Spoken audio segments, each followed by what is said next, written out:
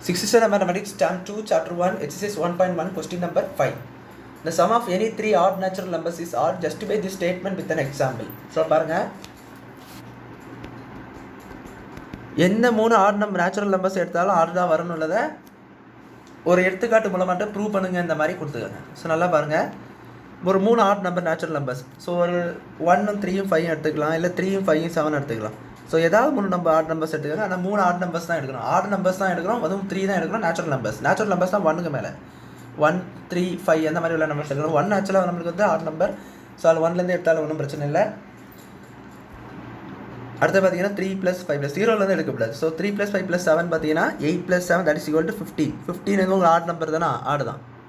அதாவது 1 3 5 7 9 இதெல்லாம் ஒரு நம்பர் எண்ட் ஆகுதுனாலே அது ஆட் நம்பர் தான். இங்கே 5 எண்ட் ஆகுது. So it is add number.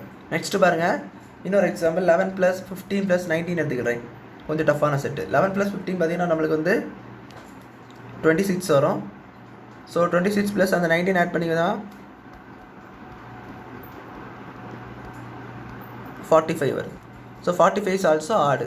So இது ஒரு எக்ஸாம்பிள். 2 எக்ஸாம்பிள் நான் ப்ரூவ் பண்ணியாச்சு. ஸோ இன்னும் நிறைய எக்ஸாம்பிள் சொல்லலாம்.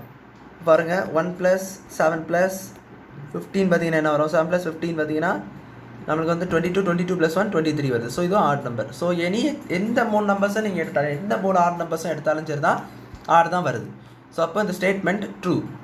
ஹென்ஸ் ஸ்டேட்மெண்ட் இஸ் ட்ரூன்னு சொல்லி நீங்கள் முடிச்சிடலாம். ஸ்டேட்மெண்ட்